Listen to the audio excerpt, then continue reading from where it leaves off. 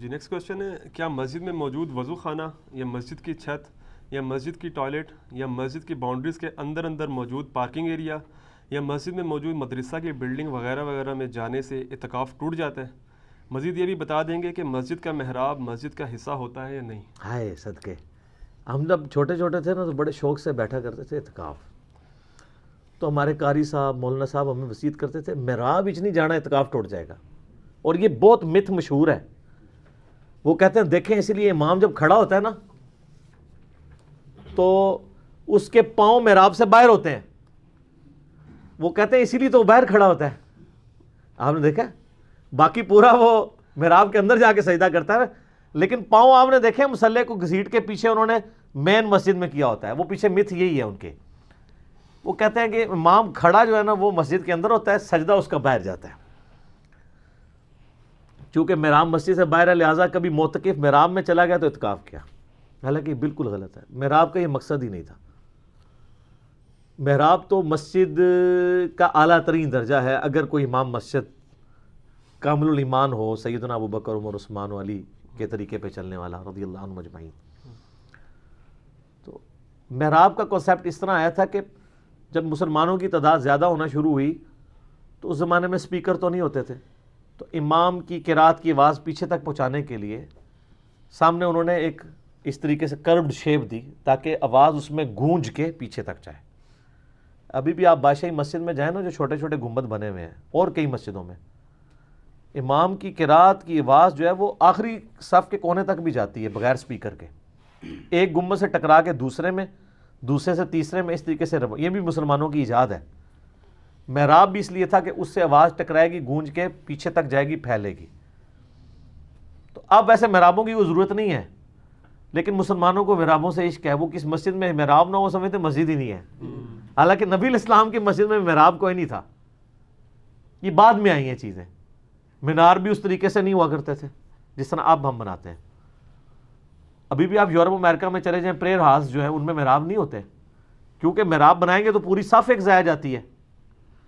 ہمارے ملکوں میں تو کام چل جاتا ہے، وہ ادھاری لے لیتے ہیں 4 فٹ جگہ. کئی ادھر مکان ہیں آپ دیکھیں، ان مکانوں کے اندر محراب آئے ہوئے ہیں مسجدوں کے. کیوں کہ وہ اگر محراب مسجد کے اندر سے لیتے ہیں تو وہ پوری ایک صف ضائع جاتی ہے. تو وہ چھوٹا سا ٹکڑا لے لیتے ہیں، خرید لیتے ہیں. اور وہ کئی ہمارے جاننے والے ان کے گھروں کے اندر محراب ہے کہ وہ مسجد سے اندر گھسے ہوئے ہیں. اور بعض لوگ جو ہیں وہ پھر یہ کرتے ہیں کہ اگر مسجد کا ایریا زیادہ ہو نا تو وہ محراب کی وجہ سے جو آگے حصہ بڑا ہوتا ہے نا، اس کے پیرل میں جو صف دونوں طرف ضائع ہوتی ہے نا، وہ چھوٹے چھوٹے کمرے بنا لیتے ہیں امام مساجد کے لیے. آگے نہیں بات کرنی. سپیکر والا کوئی حصہ رکھ لیا، کوئی افطاری کا سامان رکھ لیا، کوئی بسترے رکھ لیے، کوئی اس طرح کی چیزیں رکھ لی. اچھا آپ کو ایک اور مزے کی بات بتاؤں. فقہ حنفی میں مسجد میں کھڑے ہو کے اذان دینا مسجد کی بے حرمتی ہے. جی ہاں، تبلیغی جماعت والے کبھی مسجد میں اذان نہیں دیتے، ابھی بھی چلے جائیں. اسی طریقے سے الیاس قادری صاحب جو ہے مسجد میں اذان نہیں دیتے. کمرے بنائے ہوئے علیحدہ اور وہ مسجد سے باہر ڈکلیئر کیے ہوتے ہیں. میں مدرسۃ المدینہ گیا کراچی 1999 میں، اس وقت دعوت اسلامی میں تھے ہم لوگ. تو کراچی مرکز میں نا آپ کو 6 7ویں صف کے اندر نا ایک چبوترا سا نظر آئے گا جو لکڑی سے انہوں نے گھیرا ہوا ہے ایسے، اور بیچ میں ایک کھڑے ہونے کی جگہ بنائی ہوئی ہے. اب ایک بندہ جب نیا مسجد میں انٹر ہوتا ہے کہتا ہے یار یہ کوئی قبر ہے، کوئی مزار ہے مسجد کے اندر، کیا ہے؟ تو وہ آپ کو بتائیں گے کہ جی یہاں یہ اذان دینے کی جگہ ہے. تو وہ سینٹر میں کیوں رکھی ہوئی ہے، آگے کیوں نہیں محراب کے پاس رکھی؟ وہ کہتے ہیں جی جب ہم نے مسجد بنائی تھی تو اس جگہ کو مسجد سے باہر ڈکلیئر کر لیا تھا. تو مسجد کے اندر اذان دینا تو مسجد کی بے حرمتی ہے، کیونکہ آواز اونچی کرنا مسجد میں منع ہے. اور یہ متھ یہ ہے پیچھے.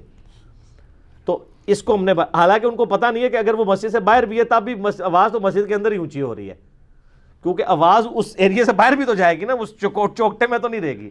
انجینئرنگ ہے. اینڈ رزلٹ تو یہ لگتے وہ شکار ہی ہے. چاہے آپ سرہانے کی طرف سر رکھیں یا پاؤں کی طرف، کمر تو درمیان میں ہی رہنی ہے. تو یہ متھ پیچھے ہوتی ہے. اس کی وجہ سے وہ سمجھتے ہیں اعتکاف ٹوٹ جاتا ہے. لیکن فقہ حنفی کی کتابوں میں ایسا نہیں ہے کہ بھی اعتکاف ٹوٹ جائے گا. دعوت اسلامی والے بہت عرصے تک کہتے تھے جی اعتکاف ٹوٹ جائے گا، آپ وضو خانے پہ بغیر وجہ کے چلے جائیں گے تب بھی ٹوٹ جائے گا، آپ سیڑھیوں والی جگہ پہ چلے گئے، ٹوائلٹ پہ چلے گئے، ان ساری جگہوں پہ جانے سے اعتکاف ٹوٹ جائے گا. پھر ان کو فتاوی رضویہ شریف کی ایک گمشدہ جلد مل گئی، وہ پرنٹ جب ہو کے آئی تو اس میں اعلیٰ حضرت نے لکھا ہوا تھا فتویٰ کہ جو مسجد کی آؤٹر باؤنڈری ہے نا اس کے اندر جو کچھ ہے وہ مسجد کی کیٹیگری میں فال کرتا ہے, وہاں جانے سے اعتکاف نہیں ٹوٹے گا. اسے کہا جاتا ہے فنائے مسجد, یہ فقہ کی ٹرم ہے. مسجد ہے سجدہ گاہ کی جگہ, جتنے حصے پہ صفیں بچھی ہوئی ہیں جہاں آپ جوتیاں اتار کے جاتے ہیں آج کے ماڈرن دور میں, اس کے ساتھ جتنا ایڈجسٹنٹ ایریا ہے نا, جوتیاں اتارنے کی جگہ, وضو خانہ, ٹوائلٹ, پارکنگ ایریا, مدرسہ اور نیچے کرائے پہ دی ہوئی دکانیں, یہ ساری فنائے مسجد ہیں. فنائے مسجد یعنی فنا فی المسجد ہوئی ہوئی ہے, مسجد کے ساتھ جڑی ہوئی. فنا فی شیخ ہوتا ہے نا, مسجد کے لیے فنا ہوئی ہوئی, فنائے مسجد. تو اس کے اندر جانے سے اعتکاف نہیں ٹوٹے گا. اب شاہ فیصل مسجد کا تو فنائے مسجد بہت بڑا بنتا ہے, نہیں ٹوٹے گا. بادشاہی مسجد کا فنائے مسجد تو بہت بڑا بنتا ہے, نہیں ٹوٹے گا. عام مسجدوں میں بھی تو, اور فنائے مسجد میں بلا وجہ جانے سے بھی نہیں ٹوٹے گا. اب یہ لیٹسٹ ان کا فتویٰ ہے. پہلے تو ورنہ یہ تھا جب ہم جس زمانوں میں اعتکاف کرتے تھے تو انہوں نے مسجد میں نماز پڑھنے والی جگہ والے حصے میں نا انہوں نے واش بیسن لگائے ہوئے تھے منہ دھونے کے لیے, کیونکہ فتویٰ یہ تھا کہ صابن سے اگر چہرہ دھویا تو یہ فالتو کام ہے, 1 سیکنڈ کے لیے بھی فالتو باہر گے تو گیا اعتکاف.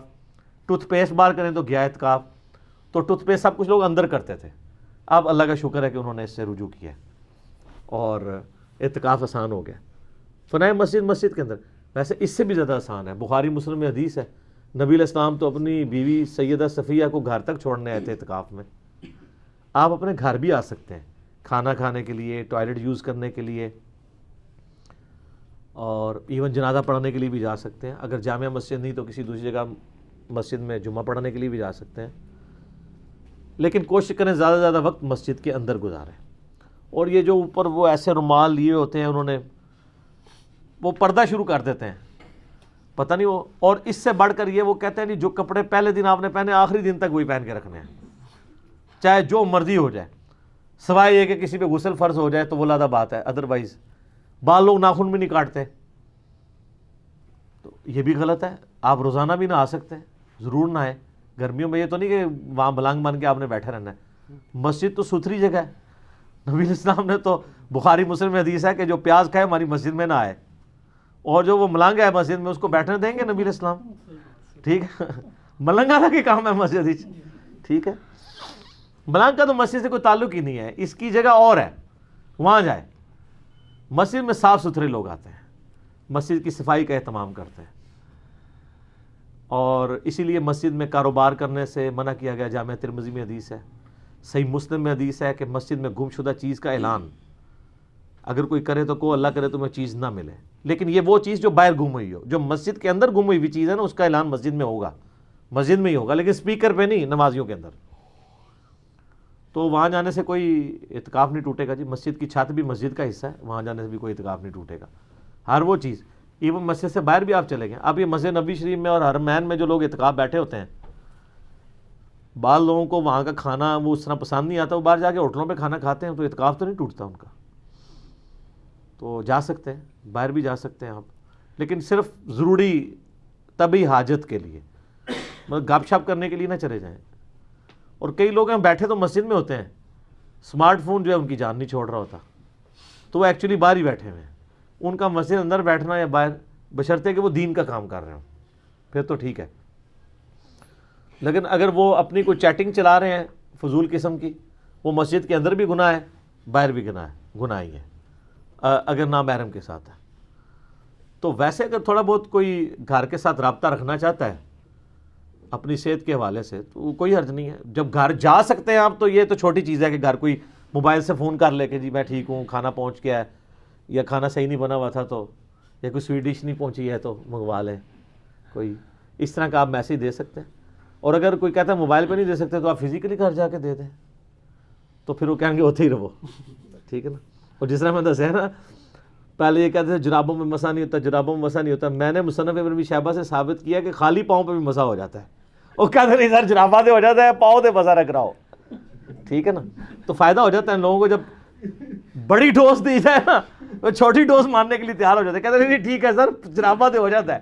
پہلے کہتے تھے چمڑے والے موزے ہونے چاہیے, بڑا سمجھایا ان کو بھی، جرابین کی حدیثیں لد ہیں، خفین کی لد ہیں، نہیں مان رہے تھے. تو میں نے اکرمہ تابعی سے ثابت کیا، مصنف ابن ابی شیبہ میں باقاعدہ پورا باب ہے کہ وہ صحابہ اور تابعین جو یعنی پاؤں پہ مسح کے قائل تھے وضو میں، لیکن وہ پاؤں پہ مسح اس صورت میں ہوگا جب پاؤں صاف ستھرے ہوں، مٹی وغیرہ نہ ہو، دھلے ہوئے ہوں، ورنہ ہمارے جو پاؤں ہیں اس کو تو پاؤں دھونا ہی پڑتا ہے. اور آپ دیکھیں شیعہ بھی پریکٹیکلی پاؤں دھوتے ہی ہیں. آپ دیکھیں وہ وضو کرنے سے پہلے آگے پاؤں کو صاف کرتے ہیں. آپ کہیں گے پاؤں سے وضو شروع کر رہے ہیں، وہ کہتے ہیں وضو نہیں شروع کیا، پاؤں دھوئے ہیں، وضو تو ہم بھی کلی سے ہی شروع کریں گے. تو یہ نیچرلی انہوں نے چاہتے نہ چاہتے ہوئے اس چیز کو ایکسیپٹ کر لیا ہوا ہے کہ پاؤں ایسی چیز ہے خالی مسح کرنے سے کام نہیں چلے گا. ہاں اگر دھلے ہوئے صاف ستھرے پاؤں ہوں پھر تو مسح سے کام چل جائے گا. تو اس لیے پاؤں دھونے والا جو معاملہ ہے یہ زیادہ مضبوط ہے، اس حوالے سے زیادہ صحابہ و تابعین کا اسی پہ عمل ہے. میں بھی دھوتا ہی ہوں. جزاک اللہ.